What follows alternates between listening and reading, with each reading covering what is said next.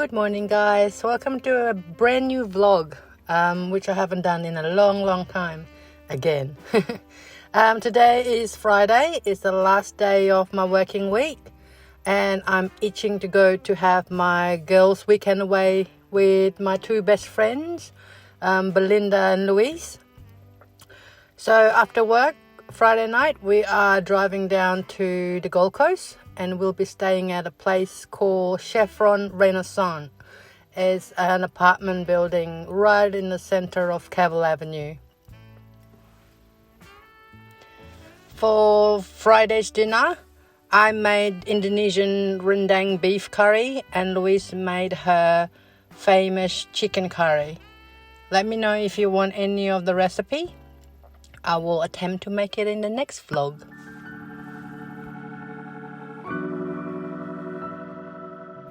It's Saturday morning now, 7 a.m. We stay up until 2 a.m. drinking lots of wine and lots of catching up. Here's just me showing you the beautiful swimming pool on the bottom of the apartment, but unfortunately it's too cold to swim. So now I'm heading into the kitchen to make my first cup of coffee. Everybody else is still asleep at this point.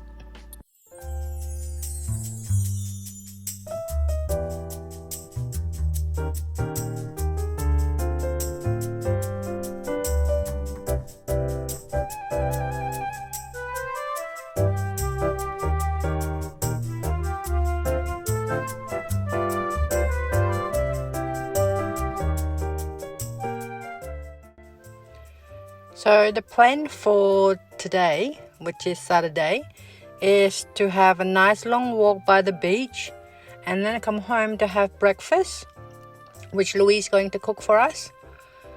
So this shops here is right on the bottom of the apartment and this is us walking towards the beach. That's the Gold Coast tram, by the way, and that's my lovely toes.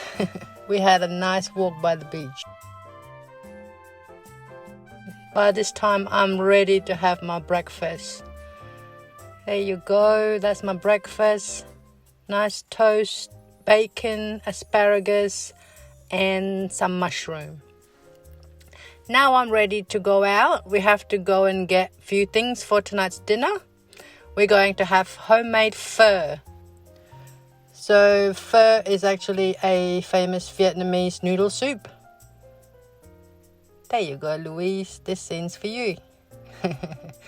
And then after that we do a little bit more walking in Cavill Avenue just to burn off some of the breakfast calories. And then we head back towards the apartment again to drop off all our bags. By late afternoon, we're all starting to feel very tired, so we decided to have a cup of coffee from Max Brenner, which is just down the bottom of the apartment. So while we're there, we were tempted by all the cakes, so we decided to have waffles. It was really yummy.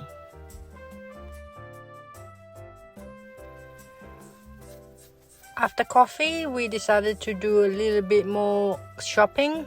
Look at that.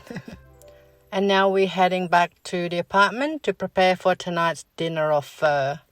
Let me know if you want me to show you how to make this. I can do another video just for how to make pho. This is my homemade pho broth. I'm pretty happy with it and I hope my friends like it. I've heated it up so it's hot, but I'm just waiting for dinner time. We don't have bowls, so this is our makeshift bowl. I've already got the bean sprout. So I've got coriander, got lime, I've got lemon, I've got Thai basil and chili. And for dessert, I made mango and sago pudding. This is gonna be warmed up. I'm gonna serve it with coconut cream and palm sugar syrup. So we got two desserts to choose from. Yeah, so that's dinner. And that's a shredded beef. I use porterhouse steak which I cut in really thin sliver, wafer thin. So yeah, so that will be our dinner.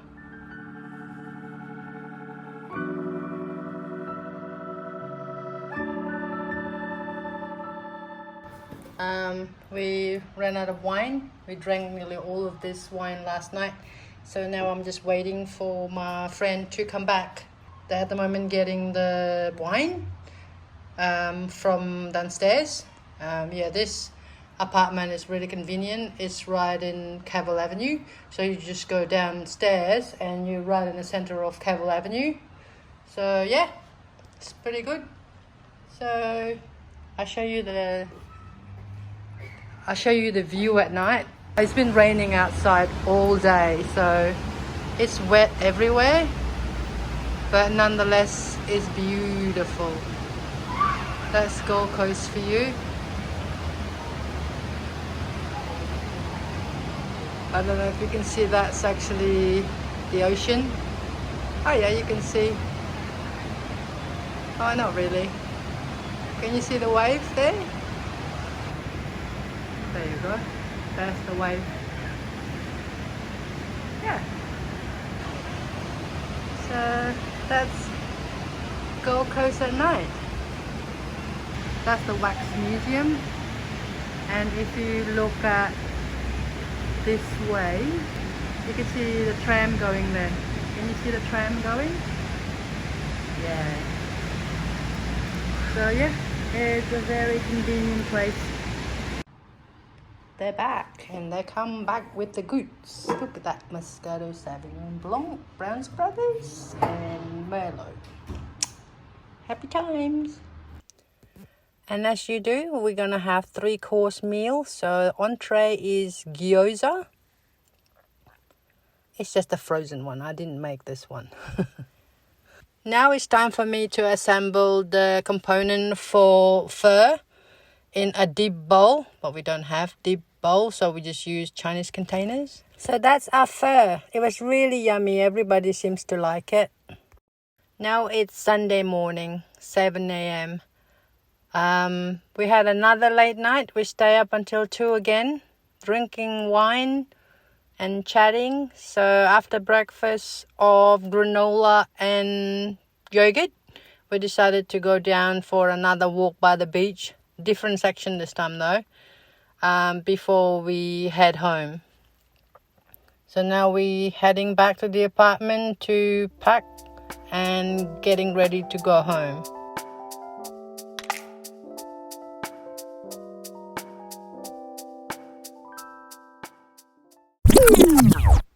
Oh, by the way, while we're there, we've decided to defrost the freezer of this apartment, which belonged to Louise's dad. So yeah, it's got a build-up of ice. And this is us leaving the apartment. Thanks for the lovely weekend, girls. So I'm home now. Today is Monday. It's Labor Day, so it's a long weekend in Brisbane. And I start my day as usual, lighting my candles, have my coffee. You'll get to see it, of course. I didn't do much today. I just did some laundry and then I decided to crochet myself some hand warmers. I will show you in this video. Okay, enjoy.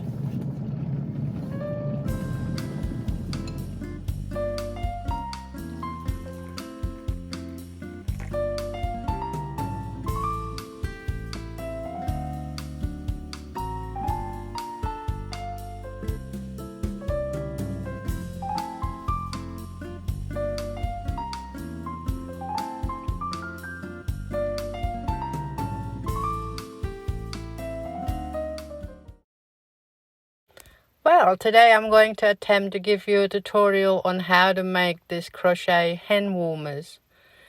First of all, you make double knot around your crochet hooks, or you can use slip knot if you prefer. Oh, by the way, this tutorial is not for beginners. I'm assuming that you already know a little bit of how to crochet. So now you want to make 9 chain. And then you count 2 from the last chain, and you want to put your hook in the second last chain basically, and you make a single crochet.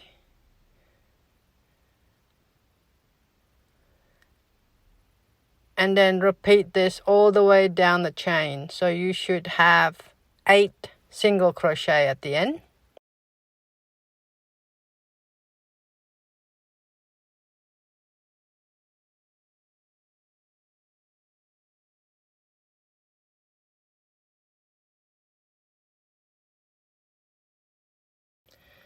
Okay, now I'm about to make my last single crochet. So it's on my 8th chain.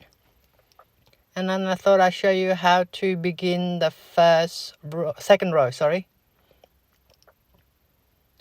Okay, you flip the work around, and then you do 1 chain.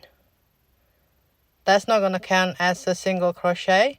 So now you want to do single crochet on the first stitch, but make sure you only use the back loop like I do here. So you do this all the way to the end, and then just keep repeating the same process. So you know how I told you to only use the back loop? Well, that's how you achieve the rib effect. Now I've done 24 rows, or about 6 inches, which is the size of your wrist really. And then you do 1 chain, and then you do single crochet all along the top line. This is just to knit in the top, otherwise it's a little bit wavy. So just keep doing single crochet all along, like I said before. See how it looks neat now? Keep doing that to the end.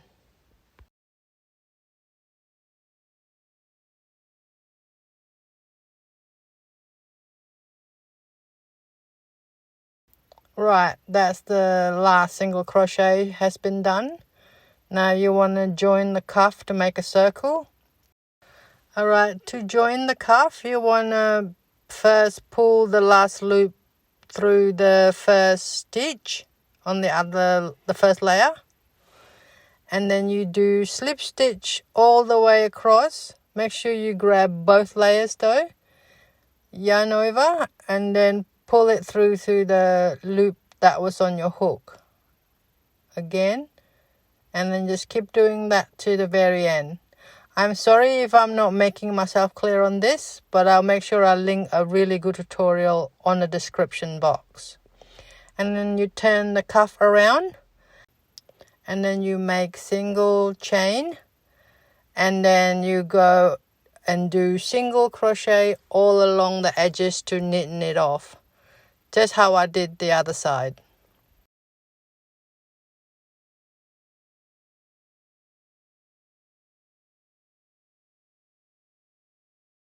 So that's just me finishing the last single crochet. So now you want to put your hook through the first stitch and then put the last loop through it, and that's your row's finish. Now we're going to do single chain, and then we're going to begin our pattern. So you're going into the same stitch with a single crochet, and on the next stitch you do double crochet, and that's basically the pattern. You just keep repeating that. Single crochet, double crochet, single crochet, double crochet. You do that all the way until you finish the row, and then I'll show you how to finish it. So now I just finished the last double crochet for the row. You make sure you finish with a double crochet though, not a single crochet. Now you want to join the last double crochet with the first single crochet. And to begin the next row, you make 1 chain, and then you can start the pattern again. So single crochet on the same stitch, and then double crochet on the next stitch, and then just keep doing that all the way around. And you do this 17 times, so 17 rows, and I will show you what it looks like. So after doing 17 rows of this same pattern, this is what it looks like. To begin your 18th row, you need to create 7 chain like I do now. And then you count 9 stitches along the bottom, and on the 10th stitch you want to join your chain. And then you just continue making the pattern, which is double crochet followed by single crochet, double crochet, single crochet, all the way around. So I'll meet you when I finish the row. So now I've finished my 18th row, so now I'm ready to make 5 more rows, so you should end up with a total of 23 rows. Right, now I'm on the last row. I just finished my last double crochet, and I'm ending the row how I always been. And I create 1 chain, and then I single crochet all the way around to neaten the edge.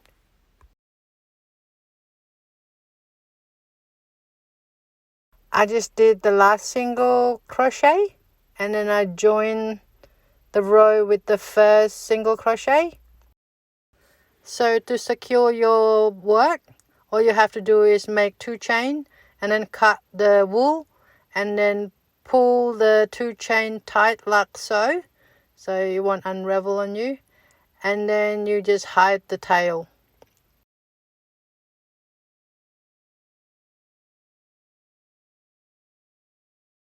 So this is what the hand warmers looks like.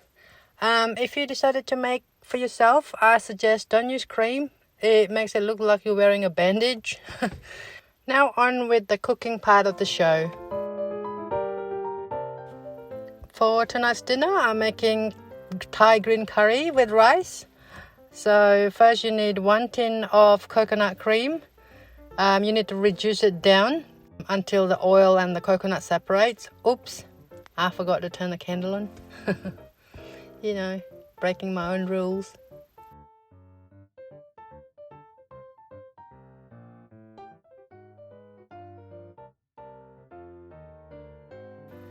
And now it's time to chop some chicken. And I thought I'd show you how I sharpen my knife.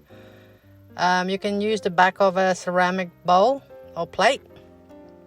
It really does work. I thought I'd show it to you because my friend didn't know that you can do that. So I thought I'd share it with you just in case you don't know. So I used the Ayam brand chicken curry paste. Here I'm cutting all the vegetable that's going to go into the curry. So spring onion, just the green part, and a red capsicum or chili if you like it hot. Todd doesn't like coriander.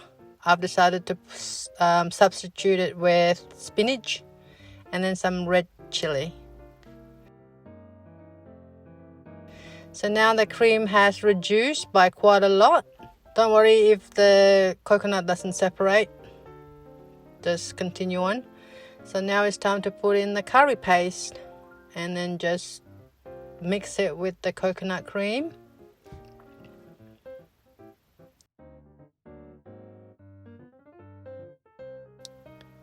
And then it's time to put the chicken thigh that I've chopped up into small pieces.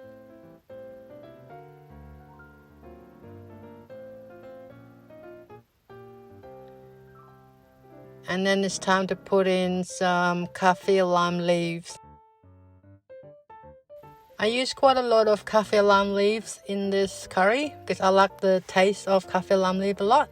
Plus I have a tree outside, so I think I use about 5. Now it's time to make the chicken stock. I use basil brand, that's the best I think. And mix it with hot boiling water, 1 cup. And then just mix until all the stocks are gone, and then just pour it into the sauce. This is so that the sauce is not too creamy.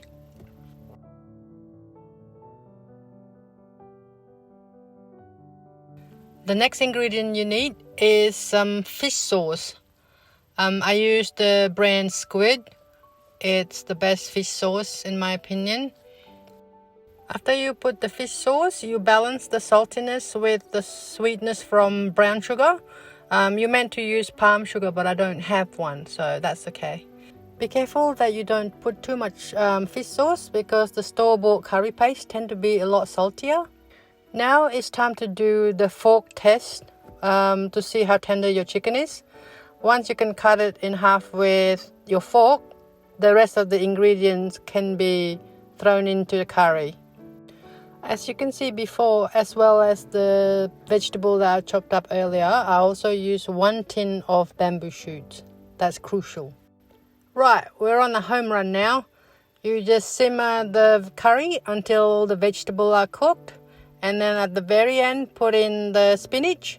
Or if you prefer, you can use Thai basil or coriander.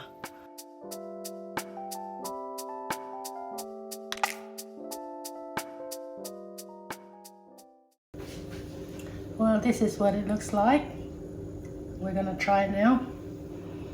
It smells so good. I can smell the kaffir lime leaves. It smells promising.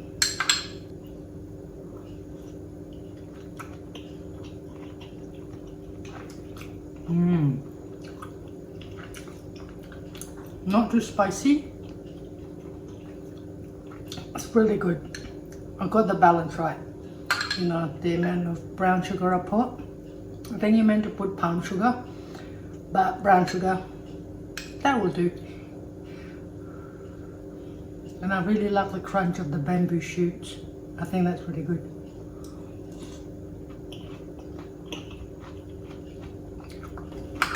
I think you should try this and serve it with hot jasmine rice. I think that's the way to go. Oh, hot, temperature hot. Okay, I hope you enjoyed the video. Give it a try, whether that be the crochet, the hand warmers thing that I'll show you how to do, or the Thai green curry. And yeah, let me know if you want me to show you how to make pho. That's really fun. It's not that difficult. It's not as hard as you've heard from other people. Just time consuming. But if you do it in a different, like in a separate day, just make the broth a week before. You can freeze it, and then when you're about to use it, just defrost it and then reboil it. So that kind of make it not as daunting as what you might think. Just how I make my laksa. You know how I make the broth in advance, sometimes a few days before even. And then when I want to use it, I just assemble everything in the bowl and then just pour the broth. Well, that's the same with the pho. Anyway, alright, see you next time. Bye.